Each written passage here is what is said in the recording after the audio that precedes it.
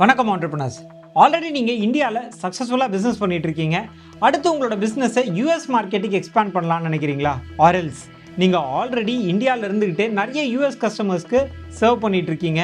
சரி, அடுத்தது யூஎஸ்லேயே ஒரு ஆஃபீஸ் போட்டோம்னா இன்னும் கிரெடிபிலிட்டி அதிகமாகுமே நினைக்கிறீங்களா? இப்படிலாம் நினைக்கிறவரா இருந்தால் இந்த வீடியோ உங்களுக்கு தான்.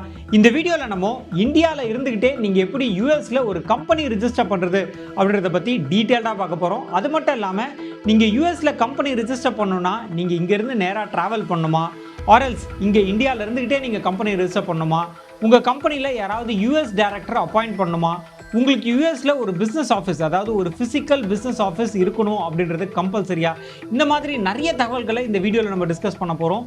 வீடியோவை கடைசி வரைக்கும் பாருங்கள். நான் அறிவழகன், பிஸ்னஸ் லாயர். என்னோட கம்பெனி பேர் ல இன்டெலிஜென்ஷியா பிரைவேட் லிமிடெட்.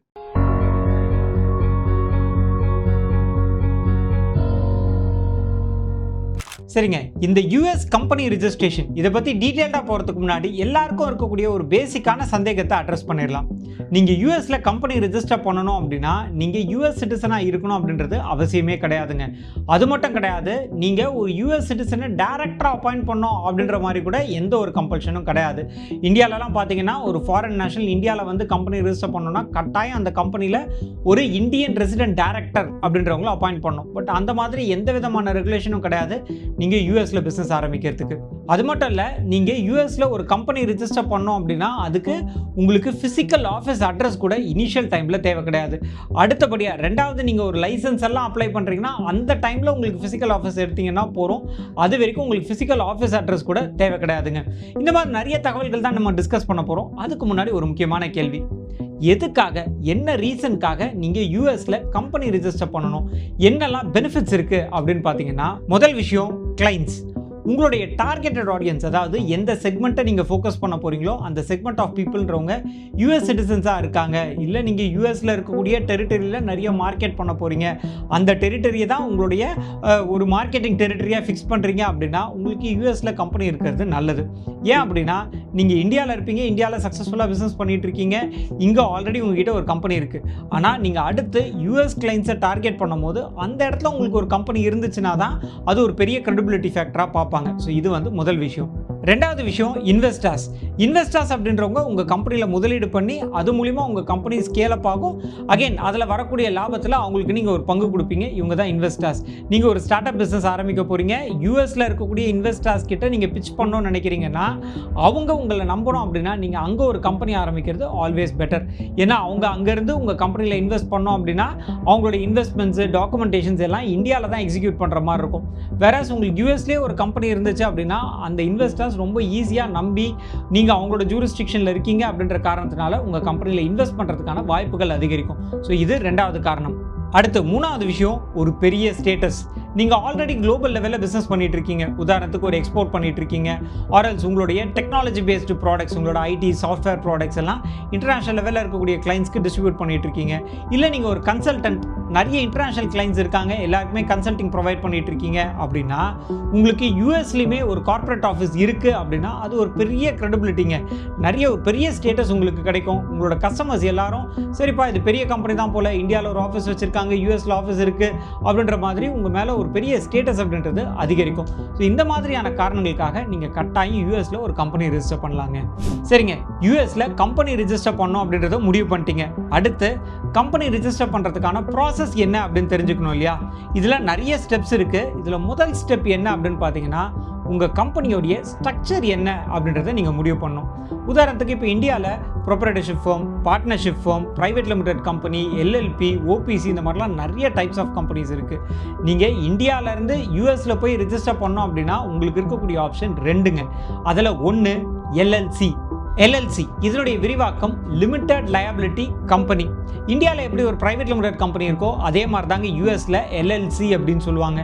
இந்த எல்எல்சி அப்படின்றத ஆரம்பிக்கணும் அப்படின்னா உங்களுக்கு மினிமம் ஒரு மெம்பர், இங்கே எப்படி ஷேர் ஹோல்டர் அப்படின்னு சொல்கிறாங்களோ அந்த எல்எல்சியில் அங்கே மெம்பர் அப்படின்னு சொல்லுவாங்க. ஸோ மினிமம் ஒரு மெம்பர் இருந்தாலே நீங்கள் எல்எல்சி அப்படின்றத பதிவு பண்ண முடியும். இது யாருக்கெல்லாம் சூட்டபுளாக இருக்கும் அப்படின்னா நீங்கள் யூஎஸ்க்கு இப்போ தான் பிஸ்னஸ் எக்ஸ்பேண்ட் பண்ண போகிறீங்க, ஒரு சின்ன லெவலில் நீங்கள் பிஸ்னஸ் பண்ணிட்டு இருக்கீங்க அப்படின்னா உங்களுக்கு வந்து இந்த எல்எல்சின்றது ரொம்ப சூட்டபிளாக இருக்கும்.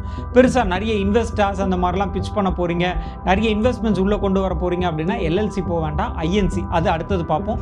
இந்த எல்எல்சி அப்படின்றது ரொம்ப ஸ்மால் ஸ்கேல் மீடியம் ஸ்கேல் என்டர்பிரைசஸ்க்கு இது ரொம்பவே யூஸ்ஃபுல்லாக இருக்கும். நீங்கள் ஒரு கன்சல்டண்ட்டாக இருக்கீங்க, இல்லை ஒரு சாஃப்ட்வேர் கம்பெனி ஆரம்பிக்க போகிறீங்க, இல்லை ஒரு இ-காமர்ஸ் பிஸ்னஸ் பண்ணிட்டு இருக்கீங்க, இந்த மாதிரியான கேட்டகரி ஆஃப் பீப்புள் எல்லாம் தாராளமாக இந்த எல்எல்சி அப்படின்றத ரெஜிஸ்டர் பண்ணலாங்க.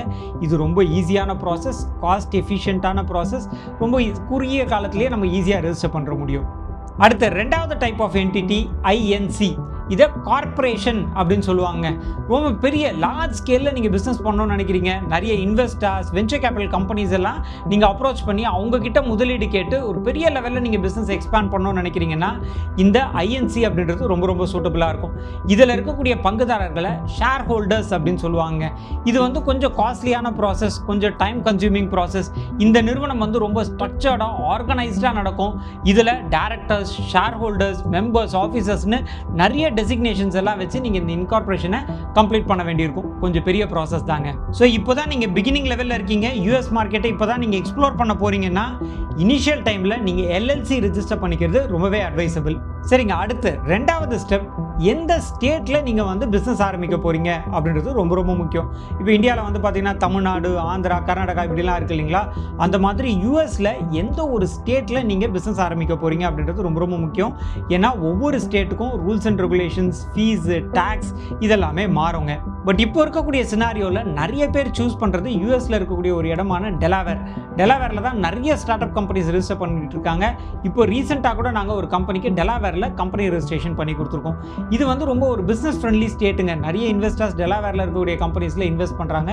ஸோ நீங்கள் விருப்பப்பட்டீங்கனாலும் டெலாவேரில் ரெஜிஸ்டர் பண்ணிக்கலாம். டெலாவேரில் ஏன் கம்பெனி ரெஜிஸ்டர் பண்ணணும் அப்படின்றத பற்றி அடுத்து இன்னொரு வீடியோ டீட்டெயில்டாக பார்க்கலாம். இந்த இடத்துல நிறைய பேருக்கு ஒரு சந்தேகம் இருக்கும், நான் டெலாவேர்லையோ இல்லை ஏதோ ஒரு ஸ்டேட்டில் நான் கம்பெனியை வந்து ரெஜிஸ்டர் பண்ணிட்டேன், நான் அந்த ஸ்டேட்டில் மட்டும்தான் சர்வ் பண்ண முடியுமா, இல்லை அக்ராஸ் யூஎஸ் நான் பிஸ்னஸ் பண்ணலாமா அப்படின்னு கேட்டிங்கன்னா அந்த மாதிரி எந்த ஒரு ரெஸ்ட்ரிக்ஷனும் கிடையாதுங்க. நீங்கள் ஏதோ ஒரு மாநிலம், ஒரு ஃபார் எக்ஸாம்பிள் கலிஃபோர்னியாவில் நீங்கள் கம்பெனி ரெஜிஸ்டர் பண்ணியிருக்கீங்க அப்படின்னா தாராளமாக நீங்கள் வாஷிங்டனில் இருக்கக்கூடிய கிளைண்ட்ஸ்க்கு சர்வ் பண்ணலாம். பட் நீங்கள் கலிஃபோர்னியாவில் ரெஜிஸ்டர் பண்ணிவிட்டு ஒரு வாஷிங்டன் டிசியில் பிரான்ச் ஆஃபீஸ் ஆரம்பிக்கணும் அப்படின்னா அதுக்கு நீங்கள் ஃபாரின் குவாலிஃபிகேஷன் அப்படின்னு ஒரு குவாலிஃபிகேஷன் எடுக்க வேண்டியிருக்கும். அது ஒரு அடிஷனல் ரெஜிஸ்ட்ரேஷன் ப்ராசஸ். ஒரு ஸ்டேட்லேருந்து இன்னொரு ஸ்டேட்டுக்கு வந்து பிரான்ச் ஆஃபீஸ் போடணுன்னா மட்டும்தான் இந்த ப்ராசஸ். பட் அங்கே இருந்துட்டு நீங்கள் அக்ராஸ் யூஎஸ்ஏ நீங்கள் கிளைண்ட்ஸ்க்கு சர்வ் பண்ண முடியும். அதுக்கு எந்த ஒரு ரெஸ்ட்ரிக்ஷனும் கிடையாதுங்க. சரிங்க, அடுத்து மூணாவது ப்ராசஸ், நம்ம பண்ண வேண்டியது கம்பெனிக்கு ஒரு பேர் வைக்கணுங்க. ஒரு கம்பெனி ஆப்ரேட் பண்ணோன்னா கண்டிப்பாக அதுக்கு ஒரு பேர் வைக்கணும் இல்லைங்களா? அந்த பேர் எப்படி இருக்கணும் அப்படின்னா ஃபஸ்ட்டு டேர்ம் கொஞ்சம் யூனிக்கான ஒரு பேராக வச்சுருங்க.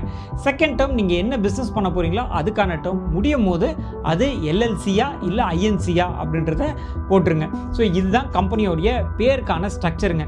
ஸோ இது எப்படி செக் பண்ணுறது அப்படின்னு பார்த்தீங்கன்னா 2 இடங்களில் செக் பண்ண வேண்டியிருக்கும். ஒன்று யூஎஸ் ட்ரேட்மார்க் ஆஃபீஸில், ரெண்டாவது கம்பெனி ரெஜிஸ்டர் பண்ணுற போர்ட்டலில். ஸோ இங்கே போய் நீங்கள் உங்களோட நேம் அவைலபிலிட்டி இருக்கா அப்படின்றத செக் பண்ணிக்கோங்க. இதுதான் மூணாவது ப்ராசஸ். அடுத்து நாலாவது, ஆப்ஜெக்ட்ஸை ப்ரிப்பேர் பண்ணுங்க. ஆப்ஜெக்ட்ஸ் அப்படின்றது என்னன்னா, நீங்கள் என்ன பிஸ்னஸ் பண்ண போகிறீங்க, யூஎஸில் நீங்கள் இந்த இடத்துல பிஸ்னஸ் பண்ண போகிறீங்கன்னு முடிவு பண்ணியாச்சு, இதுதான் கம்பெனி பேருன்னு முடிவு பண்ணியாச்சு. அடுத்து என்ன பிஸ்னஸ் பண்ண போகிறீங்க அப்படின்றதுக்கான ஆப்ஜெக்டை நீங்கள் கிளியராக டிராஃப்ட் பண்ணிக்கணும். சாஃப்ட்வேர் கம்பெனினா சாஃப்ட்வேர், ஐடி, நெட்வொர்க்கிங் இதெல்லாம் பண்ணலாம். இல்லை ஒரு மேனுஃபேக்சரிங் ப்ராசஸ் போக போகிறீங்க அப்படின்னா என்ன ப்ராடக்ட் மேனுஃபேக்சர் பண்ண போகிறீங்க. ஸோ இந்த மாதிரி உங்கள் கம்பெனியோட ஆப்ஜெக்டை டிஃபைன் பண்ணிக்கோங்க. சரிங்க, அடுத்து 5வது ஸ்டெப் என்னன்னு பார்த்தீங்கன்னா டாக்குமெண்ட் சப்மிஷன். நீங்கள் இந்தியாவிலேருந்து யூஎஸில் பிஸ்னஸ் ஆரம்பிக்க போகிறீங்க அப்படின்றதுனால உங்களோட கேஒய்சி டாக்குமெண்ட் சப்மிட் பண்ண வேண்டியிருக்கோங்க. கேஒய்சி டாக்குமெண்ட்ஸ் கூட நான் முன்னாடியே சொன்ன மாதிரி உங்களோட ஆப்ஜெக்ட்ஸ், கம்பெனியோட நேம், இதுக்கான ஃபார்ம்ஸ் எல்லாத்தையும் ப்ரிப்பேர் பண்ணி சப்மிட் பண்ணிடணும். அடுத்து 6வது ஸ்டெப் ஆப்பரேட்டிங் அக்ரிமெண்ட். ஆப்பரேட்டிங் அக்ரிமெண்ட்ன்றது என்னன்னா, எப்படி நீங்கள் இந்தியாவில் ஒரு பிஸ்னஸ் ஆரம்பிக்கும் போது பார்ட்னர்ஷிப் ஃபார்மாக இருந்தால் பார்ட்னர்ஷிப் அக்ரிமெண்ட் போடுவீங்க, எல்எல்பியாக இருந்தால் எல்எல்பி அக்ரிமெண்ட்டு, பிரைவேட் லிமிடெட் கம்பெனியாக இருந்தால் எம்ஓஏ, ஏஓஏ. அதே மாதிரி யூஎஸில் நீங்கள் ஒரு எல்எல்சி ஆரம்பிக்கணும் அப்படின்னா அதுக்கு ஆப்பரேட்டிங் அக்ரிமெண்ட் அப்படின்றது போடணும்.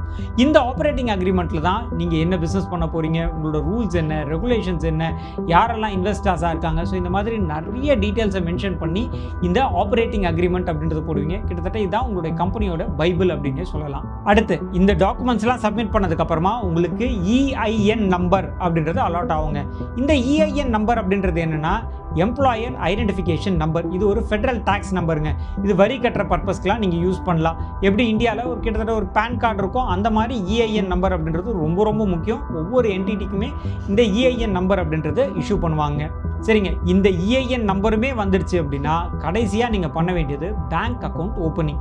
பேங்க் அக்கௌண்ட் நிறைய அங்கே பேங்க்ஸ் இருக்குது. பேங்க்கில் வந்து 2 ஃபார்மாலிட்டிஸுமே இருக்குது. கொஞ்சம் பெரிய பெரிய பேங்காக இருந்துச்சு அப்படின்னா நீங்கள் நேராக யூஎஸ்க்கு போய் கரண்ட் அக்கௌண்ட் ஓப்பன் பண்ண வேண்டியிருக்கும். பட் ஒரு சில ஃபினான்ஷியல் இன்ஸ்டிடியூஷன்ஸ் ஆன்லைன் ப்ராசஸ்லேயே கம்ப்ளீட் பண்ணிக்கிறாங்க.